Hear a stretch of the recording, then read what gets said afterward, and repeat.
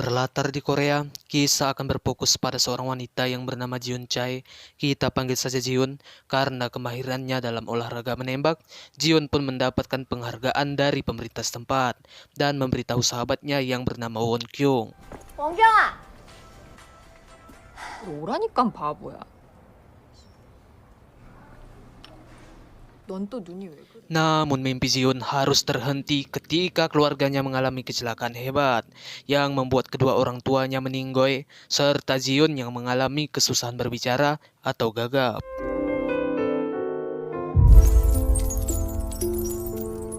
Sepuluh tahun telah berlalu, terlihat Jiun sedang melamar pekerjaan desain kepada sebuah perusahaan. 말하는 게 힘들다 했죠?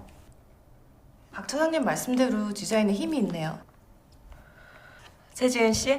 Di samping itu, Jiun juga bekerja di pabrik kain bersama sahabatnya.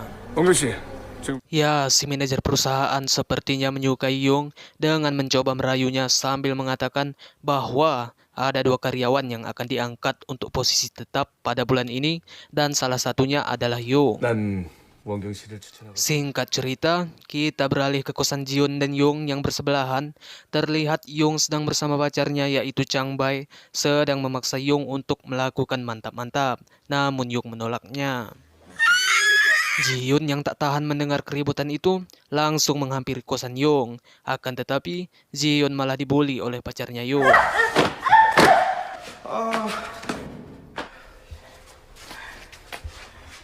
Keesokan harinya, Jiun dan Yung kembali bekerja seperti biasa, di mana semua karyawan akan diajak makan malam oleh si manajer.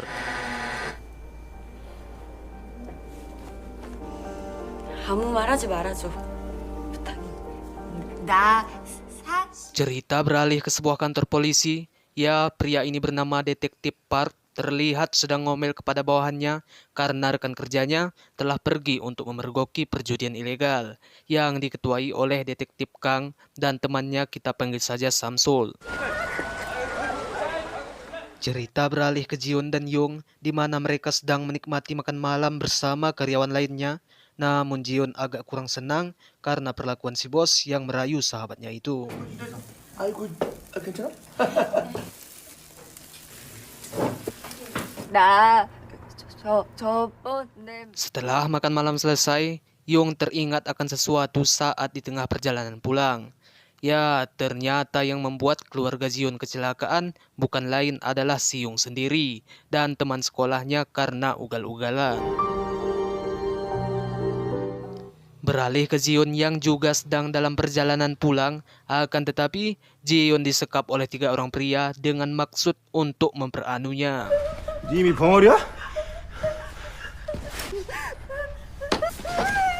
빨리 가서 이제 잡아, 씨발! 빨리 오니!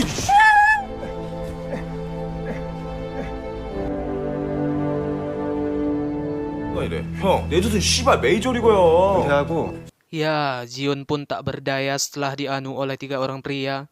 Namun Jiun tak tinggal diam. Jiun pun melaporkan hal tersebut kepada pihak yang berwajib, dengan serta membawa barang bukti berupa rambut pria yang menganunya. Akan tetapi, 얼굴들은 봤어요? 청바지 입으셨네? 무서워. ya, betapa sedihnya Jiun ketika Detektif Park menganggap bahwa Jiun sedang berbohong karena kesusahannya dalam berbicara untuk menjelaskan kejadian tersebut. 한 명이라도 그 소리를 들어야 되는. 제가 지금 Merasa tidak dihargai, Jiun pun sangat sedih dan pergi meninggalkan kantor polisi untuk pulang ke rumah.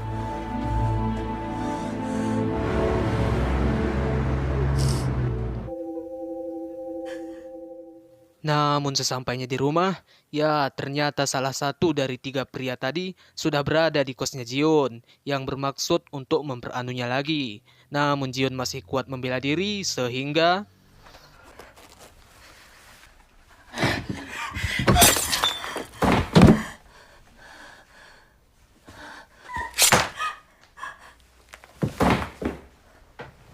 ya, pria ini pun tewas seketika setelah Jiun membela diri dan membacoknya dengan sebuah kaca.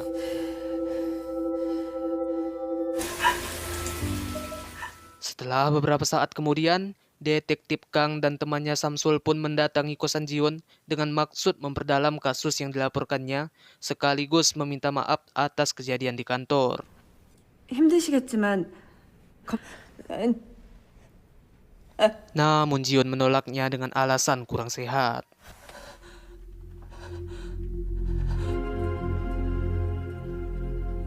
Di lain sisi, ternyata Detektif Kang juga memiliki seorang adik yang juga kesusahan dalam berbicara karena korban pelecehan. Keesokan harinya, Jion bekerja seperti biasa, di mana di sela-sela pekerjaannya, Jion mendapatkan SMS bahwa Jion diterima di perusahaan yang ia lamar, yaitu pekerjaan desain. 최지은 씨 입사를 결정했습니다. 자세한 사항은 Setelah jam istirahat, ya ternyata Detektif Kang kembali menemui Jion dengan maksud memperdalam kasus tersebut dan meminta Jion untuk bisa bekerja sama agar tidak ada korban selanjutnya. 부탁드리겠습니다. 잡아야죠. Namun Jion sepertinya sudah tidak mempercayai polisi lagi. Jion pun memikirkan hal tersebut lebih dulu.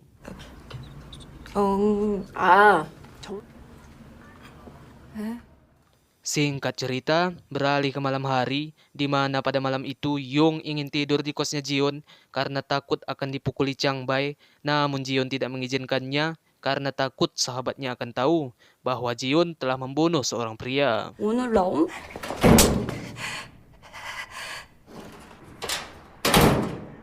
Keesokan harinya, terlihat sekelompok preman sedang berbincang bersama Detektif Park. Ya, ternyata si detektif ini adalah seorang polisi yang suka disuap untuk menyelesaikan suatu urusan, di mana detektif ini sedang menagih uang setoran dari preman tersebut. 빨리 원금 준비해. 알았어? Cerita beralih ke malam hari, di mana Jion terlihat sedang membawa kantong plastik yang entah apa isinya. Namun ketika di tengah perjalanan, Jion harus terhalang oleh Detektif Park yang mencoba membawa paksa Jion ke kantor polisi untuk penyelidikan lebih lanjut tentang aduan serta meminta uang suap agar kasusnya dipermudah. 날도 아니고 바로 그날.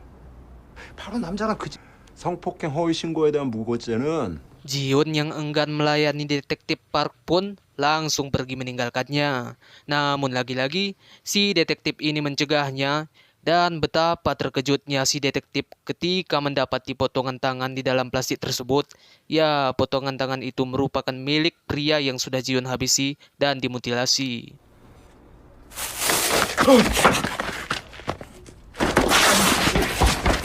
Ya, Jion pun berusaha melarikan diri, namun jalan sudah buntu. Terlihat Jion beberapa kali ditindas oleh si detektif, namun Jion memanfaatkan pistol si detektif yang terjatuh untuk membalasnya serta menghabisinya.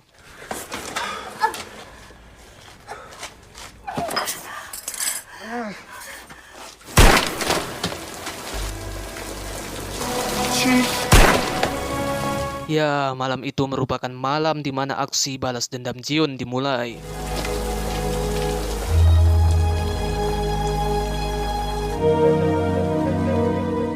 Keesokan harinya, para polisi terlihat sudah berada di TKP untuk penyelidikan yang menganggap bahwa pelakunya adalah penembak jitu. Ya, wajar saja karena Jion dulunya adalah penembak yang memang sudah diakui oleh 넌 pemerintah. 그리 큰 전력길래 불안해.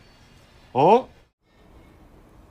여분 총알 갖고 다니는 형사. Namun polisi menduga bahwa sang bom mah atau bos preman lah yang telah menghabisi si detektif karena si detektif yang sangat suka bergaul dengan preman, suka menerima uang suap, serta korupsi. Di sisi lain, ternyata Yong telah berselingkuh dengan manajer tempat ia bekerja. 위에서 결제가 났어.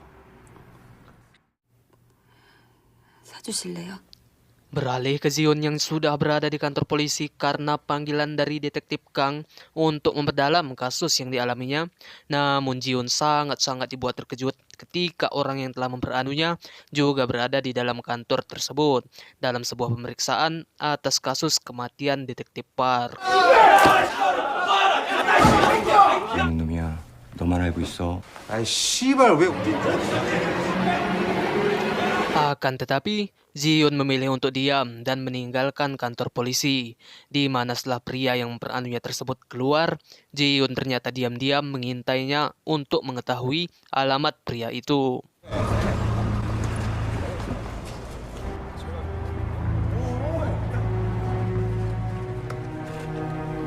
Selesai dengan aksi pengintaian, Jiun pergi ke tempat dia bekerja dan menampar wanita gendut karena telah membicarakan hal buruk terhadap sahabatnya, serta mengundurkan diri dari pekerjaannya.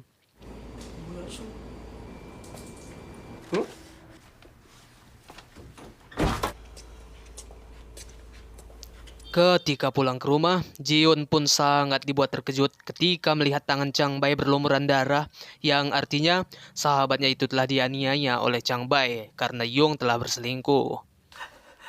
119입니다. 누구요? 네. 여보세요?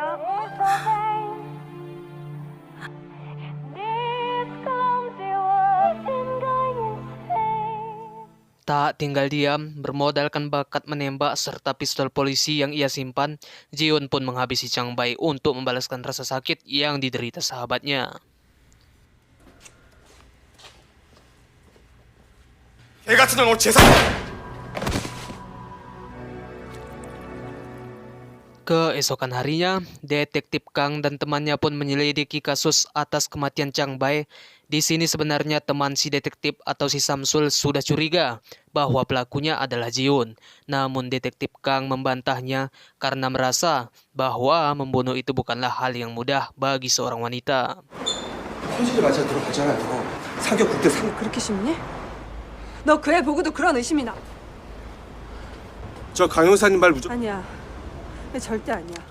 Sesampainya di kantor, ternyata Detektif Kang dikirimi sebuah paket oleh Jiun yang berisikan lukisan sebagai hadiah untuk adiknya.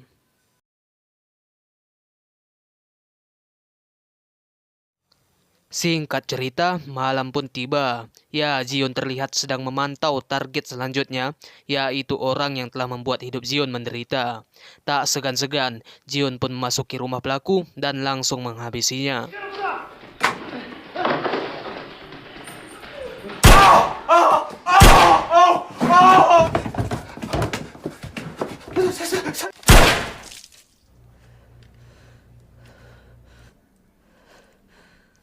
Keesokan harinya, setelah para polisi melakukan penyelidikan lebih lanjut untuk korban selanjutnya, ya si detektif pun akhirnya menemukan petunjuk bahwa mayat yang mereka temukan adalah pelaku yang sama yang telah memperkaos Jiun. 그 분실된 박경사님 권총. 박경사님 M60 380 리볼버. Detektif Kang pun langsung bergegas pergi menuju rumahnya Jiun, dan betapa terkejutnya si detektif ketika membaca seluruh catatan kejadian yang dialami Jiun. 그냥 같은 날 다시 찾아온 그 짐승도 하늘이 날 버린 현실보다 더 슬펐던 건 Tanpa sadar, Jiun telah di sana dan memukulnya, serta mengikat detektif Kang untuk dieksekusi. 더 이상 살인은 안 돼. 면 Namun Jiun masih punya hati nurani dan membiarkan detektif Kang untuk hidup. Namun tak berhenti sampai di situ, Jiun langsung menghubungi mantan manajer yang telah menodai sahabatnya untuk bertemu di suatu bar, yang ternyata salah satu dari 3 pria yang menghancurkan hidupnya juga bekerja di bar itu. 아, 죄송합니다. 일행 몇 분? 아, 왔어 지현 씨. Ketika si mantan manajer sedang mabuk-mabukan, disitulah Jiun pun menghabisinya, serta menembaki target terakhirnya, yaitu pria bejat yang telah menodainya.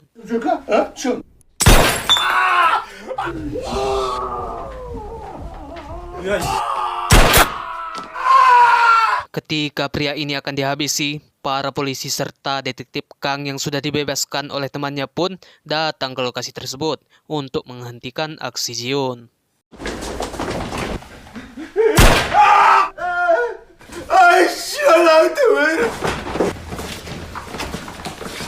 Awalnya, Jiun ingin bunuh diri, namun detektif Kang berusaha meyakinkan Jiun bahwa Jiun harus bersaksi untuk sebuah keadilan.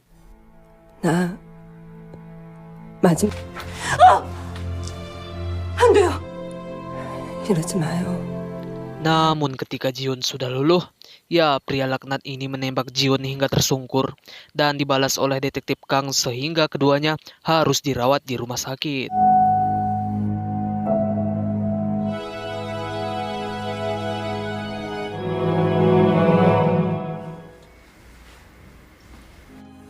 너 곧 윤리 Film pun diakhiri dengan aksi yang sangat membagongkan di mana detektif Kang menghabisi Jiun dengan cara membuka masker oksigennya. Tidak diketahui pasti apa tujuannya. Kalau menurut saya dari penjelasan dokter yang ada di sana bahwa salah satu jantung dari Jiun atau pria itu akan dipindahkan ke adiknya detektif Kang yang sedang sakit. 여자 환자 가는 그 남자 환자한테 이식될 거라던데?